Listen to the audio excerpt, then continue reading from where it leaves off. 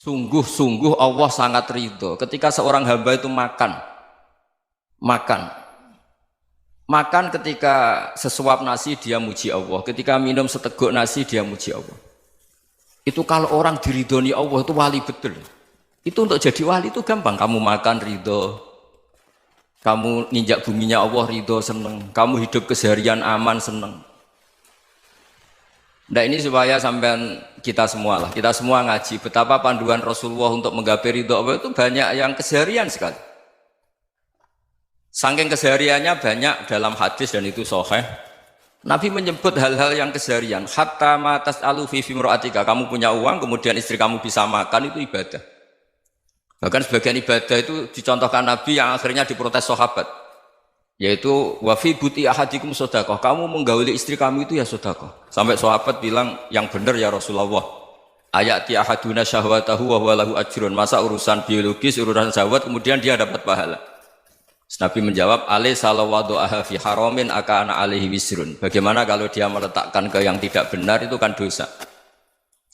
Nah, hal-hal seperti ini yang saya ingin teman-teman semua. Saya juga agak ingin ngaji demi Anda juga agak ingin. Itu dosa sekali ngaji kok pesanan kelompok tertentu itu enggak boleh. Islam itu untuk semua. Jadi ya cuma karena di depan saya jenengan ya seakan-akan jenengan korbannya. Itu ada ilmunya dalam usul fikih itu. Jadi orang itu harus ngaji usul fikih. Nama yang disebut, mungkin Mas Sufyan masih ingat zaman ngaji usul fikih. Nama yang disebut itu tidak jaminan sebagai prioritas perintah. Jadi misalnya gini, kebetulan yang di depan Nabi itu Abu Dzar. Nabi ya bilang, ya Aba Dzarin ini uhibbuka misalnya, atau ya Mu'ad ini uhibbuka, atau ya Aba Hurairah ini uhibbuka misalnya. Banyaklah riwayat yang Nabi nyebut ya Aba Dzarin, ya Mu'ad, ya Aba Hurairah. Kemudian misalnya Nabi meneruskan khitab, ini uhibbuka, saya mencintai kamu, fakul dubur sholatin, atau sebagian riwayat disebut fala tada'an la dubura kulli sholatin, Allahumma inni ala dzikrika wa syukrika wa husni ibadatik. Saya mencintai kamu, siapa saja.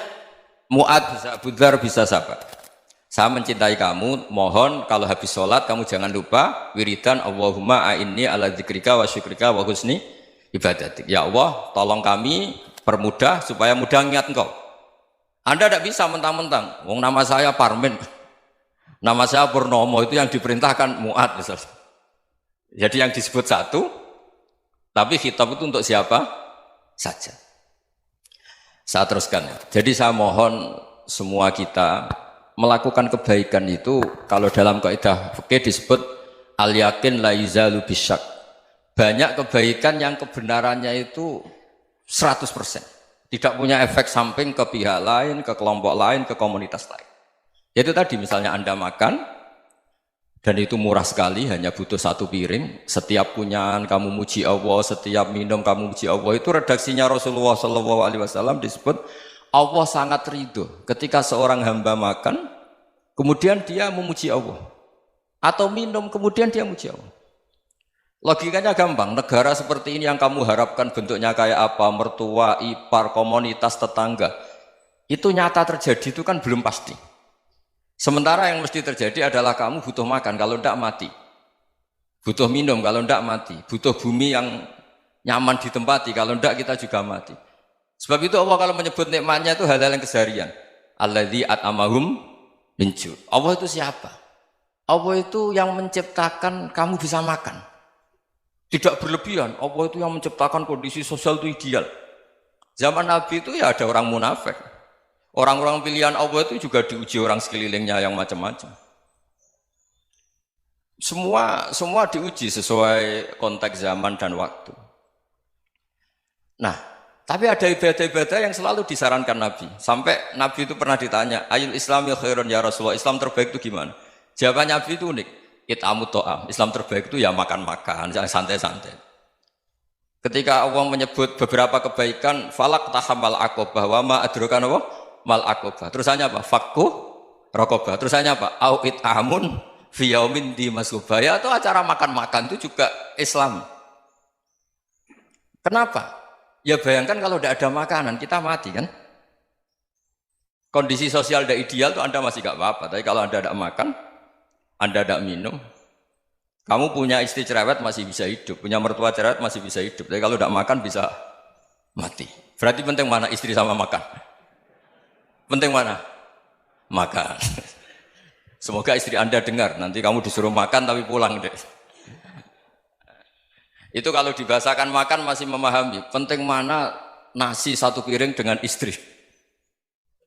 Nggak ada nasi mati, nggak ada istri belum mati. Penting mana? Gak berani jawab kan? Nah, ternyata Anda ada garang kan di depan istri. Jadi saya mohonlah, mungkin Mas Sufyan Sauri tadi yang bisa bantu lah. Teman-teman tuh ngaji yang keseharian saja. Karena kita nyari ridho Allah itu berdasar firman Allah. Dan firman Allah itu menyebut keseharian tuh riang, gampang. Yaitu tadi misalnya wa min ayatihi manamukum billaili wan nahar. Termasuk ayat-ayat Allah itu kamu tidur. Maka dulu itu ada guyonan, ada tokoh Mu'tazilah, kelompok dalam Islam yang berpikir manusia itu bisa menentukan ikhtiarnya sendiri. Karena saya bisa duduk, ingin berdiri, berdiri. Karena kelompok ini nggak terima kalau semua kehendak Allah, nanti bagaimana kalau semua kehendak Allah kok ada hisab ya, ada sanksi. Lucunya itu, dia akhirnya, ini cerita ya, mencintai seorang perempuan, cantik sekali. Dan itu dia menjadi ahli sunnah itu oleh hal-hal yang sepele. Karena istrinya cantik, ya namanya suami istri itu hubungan intim. Terus ditanya, Mas, masih ingin lagi? Masih. Silahkan diulang lagi. Wah ya tidak bisa. Katanya manusia bisa menentukan yang diinginkan. Itu tobat itu. Itu nggak bisa ditobatkan Mas Sufyan Ats-Tsauri. Orang cantik yang mudah nobatkan orang itu orang cantik. Segampang itu. Akhirnya kita tahu, makanya kalau dalam kitab Hikam itu disebut al-aqil mayyakul madza yaf'alu wa hubi wal ghafil mayyakul madza af'al. Orang yang punya akal karena sadar ini wilayah Allah, semua milik Tuhan. Itu dia tiap hari berpikir, besok Allah akan melakukan apa terhadap dunia ini. Kamu merencanakan suatu mau plesir, ternyata gempa. Mau wisata ke Rusia, ternyata perang. Kamu tidak pernah tahu apa yang akan terjadi besok. Wa ma tadri nafsum madza taksibu ghadan. Tapi anda semua kita ini sering punya jadwal permanen. Makanya saya kalau diundang siapa saja, bisa takdir. Yang jelas Gus ini acara penting. Ya masih acara penting nak pangeran ngersakno piye? Kowe ape dadi pangeran, kamu kok mau jadi Tuhan? Itu kadang ya kiai. Penting Gus acara ini jenengan harus memastikan bisa. Loh kamu itu yang ngajarin tauhid, sesuatu itu biadillah kok bilang-bilang apa pasti. Kalau maksa terus tak tobatkan kamu kata saya. Ya kalau gitu Gus bilang insya Allah. Wah itu hati saya, fisik saya, roh saya sudah bilang insya Allah. Tidak usah kamu latih kata saya. Nah hal-hal tauhid keseharian itu gampang sebetulnya. Wal ghafil yaqulu madza af'al. Tapi orang yang lupa Allah dia setiap hari bilang besok apa? Kita bisa melakukan apa? Seakan-akan dia itu aktor, dia penting, dia subjek permanen, dia. Padahal kita ini hanya objek kehendak Allah Subhanahu wa taala. Karena kita yakin sesuatu yang terjadi di alam raya ini kita tidak bisa apa-apa. Makanya saya sering ngaji, sering bilang saya, ketika Anda mensifati Allah, Dia yang menghidupkan. Sudah itu tanamkan sehingga ketika kita mati santai saja. Kenapa santai? Allah punya cara menghidupkan kita. Zaman kita hidup juga gak tahu caranya ngelola jantung, ngelola paru-paru. Kamu juga gak tahu ngelola oksigen yang tidak beracun, tidak mengandung polusi. Tahu-tahu hidup. Gak ingin tua ya tahu-tahu tua, gak ingin mati tahu-tahu mati. Selama ini kita hidup juga agak tahu apa sebetulnya. Hanya gaya tok, punya jadwal, punya planning. Kalau kamu bisa menentukan pilihan Anda, pasti Anda istrinya cantik, 4 neriman semua, qanaah semua. Nyatanya enggak kan? Ada 1 jelek, cerewet. Oh itu kan, nyatanya enggak bisa apa-apa Anda kan? Dan kamu bawa mati lagi. Itu kan istri Anda juga gitu, punya keinginan, punya suami yang ganteng, yang jabat, yang neriman, yang enggak poligami. Ya enggak kesampaian juga. Kalau kita ngitung tingkat kegagalan kita itu gagal terus. Ya kan? Nah, terus ingat Allah, madza yaf'alu wa bi. Orang yang punya akal selalu berpikir Allah itu menghendaki apa terhadap saya. Lalu sama-sama orang melihat orang yang serius, itu kata Anda itu pemikir berat, serius, senang punya tokoh yang merengut karena kamu anggap serius. Tapi sebagian orang anggap orang yang serius itu wong merengut, wong masam, wong muka kok ditekuk. Jadi sama Itu hati, ya muqallibal qulub tsabbit qalbi ala dini. Karena kita nggak tahu cara berpikir kita tentang orang lain, tentang sekeliling kita. Misalnya kita orang baik yang jenis ngrumat fakir miskin. Ada orang bangun masjid mewah itu janggal. Apa artinya masjid mewah kalau banyak orang kelaparan? Tapi kalau yang jenis pendidikan apa artinya masjid mewah kalau tidak bisa ngaji? Nanti yang jenis infrastruktur apa artinya ini kalau semuanya punya sudut pandang yang berbeda-beda. Dan Islam mengapresiasi semua kebaikan. Tapi katakan semua kebaikan itu adalah kehendak Allah Subhanahu wa taala. Karena apapun baik Anda itu pakai fasilitas yang diberikan oleh Allah Subhanahu wa taala. Sehingga ini yang disebut qulillah tsumma darhum fi khawdihim yal'abun. Ya kembali tadi ke tema-tema bahwa keseharian Anda ini sudah Islami. Saat Anda tidak bisa melakukan apa saja. Saya sering ada jenazah, biasanya kalau tetangga meninggal saya sering disuruh ngelepas. Saya bilang orang ini baik karena sering ngelamun di rumah, sering nganggur di rumah. Ditanya sama anaknya, kenapa Gus nganggur baik? Ya kalau dia nganggur artinya juga agak berbuat sesuatu yang maksiat kan? Ya kan? Orang nganggur di rumahnya ya tidak bunuh orang, tidak maling, tidak korupsi, ya namanya nganggur di rumah. Lah cuma istri cara pandang nganggur gak menghasilkan uang gitu. Tapi juga gak menghasilkan kriminal kan? Jadi sebenarnya Islam itu makanya kalau sampai ngaji usul fikih itu ada kitab usul fikih namanya Lubul Usul, itu terkenal sekali di pesantren itu. Itu kalau ngapresiasi keseharian itu luar biasa. Izma min mubahin illa wa yatahaqqaqu bihi tarku haramimma. Karena keseharian yang mubah saat Anda lakukan itu ada kehebatan yang luar biasa, yaitu meninggalkan haram. Makanya dulu banyak orang-orang alim ketemu temannya itu guyon sampai semalaman. Itu biasanya yang semangat Islam itu kiai kok tidak tahajud, kiai kok tidak witir.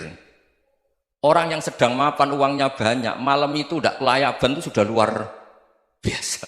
Melawan nafsu supaya tidak maksiat itu sudah luar biasa. Supaya lupa guyon sama temannya semalaman sampai subuh. Gejolak-gejolokan mengenang zaman miskin, zaman kuliah nggak jelas, zaman apa. Melihatnya jangan tarkut tahajud. Seperti ini meninggalkan tahajud, tapi meninggalnya ini talkul muharramat. Jadi kayak apa hebatnya? Sehingga Imam Ghazali punya riwayat yang agak unik. Hatta takuna ibadatu akhiri hadil ummah iku an-naum. Sehingga suatu saat ibadah terbaik umat ini itu tidur. Itu kan riwayat kontroversi. Ketika Imam Ghazali ditanya, kenapa iya? Kenapa kamu mulai keluar dari rumah itu sudah banyak maksiat? Melihat perempuan yang enggak mahram, melihat fenomena. Tapi kalau kamu tidur itu enggak melihat apa-apa. Tapi juga kamu jangan menganggap tidur itu ibadah betul. Saatnya melakukan fardu ain malah masih tidur.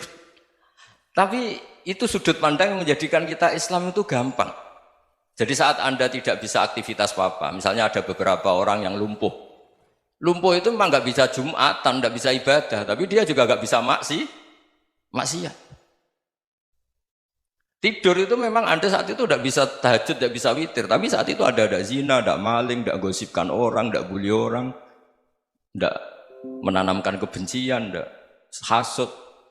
Sehingga tidur menurut Allah Ta'ala wa min ayatihi manamukum billaili apa? Wan-nahar. Karena di tidur itu selain ada unsur istirahat, jaga kestamina, juga ada unsur meninggalkan beberapa keburukan. Nah saya mohon ibadah yang keseharian ini kita jaga. Supaya kita semua baca ayat itu fasih. Fasih itu tertanam di hati. Allah itu siapa? Alladzi at'amahum min ju'i wa amanahum min khauf. Dan Allah kalau cerita di Quran itu anna subabnal ma'a subba thumma syaqaqnal ardhan wa syaqqa fa ambatna fiha habba wa inaba wa qadba wa zaituna wa nakhla wa hadaika hulba. Kamu tahu saya ini siapa kata Allah?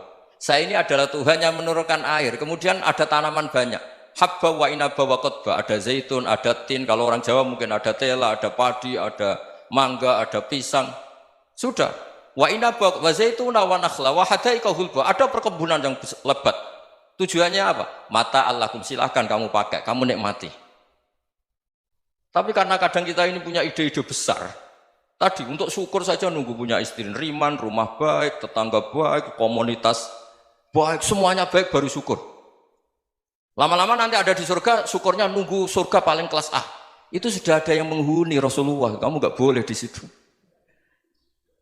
Masa untuk syukur saja? Repotnya Masya Allah. Jadi mohonlah Quran yang kalau Anda hafalkan juz sama itu kan ada ayat-ayat yang kayak tadi. Ya, fal yang dzuril insanu ila ta'ami. Coba lihat. Apa yang kamu makan ya? Dari mana? Dan untuk mempertahankan hidup kamu keseharian. Jadi jangan kira ibadah itu harus membentuk komunitas yang versi Anda. Ibadah itu harus yang hal yang mulu-mulu. Kesehariannya Anda alami. Loh ini saya tidak bikin-bikin. Saya ngaji bukan karena berdasar pesanan. Itu ayat yang saya baca kan betul ada ayatnya kan. Fal yang dzuril insanu ila ta'ami anna sababnal ma'a sabba thumma syaqqaqnal ardo syaqqa fa ambasna fiha habba wa inaba wa qadba wa zaituna wa nakhla wa hadaika ghulba. Terusannya apa? Mata'al lakum, silakan kamu nikmati. Mata itu silakan kamu nikmati. Ya kayak sampean dikasih hidangan ya makan. Ya sudah makan, habis makan ya minum, habis itu ngantuk ya tidur. Ya sudah normal-normal saja. Kayak apa indahnya Islam? Tapi Anda mencari Islam yang gimana lagi? Nah itu yang diajarkan guru-guru kita, diajarkan sanad kita sampai Wali Songo, sampai Rasulullah SAW. Bahwa pada akhirnya ada jihad, ada perang. Itu dulu memang perang, bukan membunuh, beda. Dulu kita dijajah Belanda ya perang, dan itu normal karena kita dijajah. Jadi ketika orang lain ingin baik sama kita, wa in ahadum minal musyrikin astajaroka ya fajirhu hatta yasma'a kalam Allah. Kalau mereka ingin baik ya kita baik. Makanya ada istilah mustakman, mu'ahad. Kalau mereka ingin damai, berdampingan dengan kemajmukan ya itu yang lebih baik. Karena memang Islam menghormati proses perdamaian. Wa in janahu lis-salmi ya fajnah lah. Kalau ingin damai ya kita harus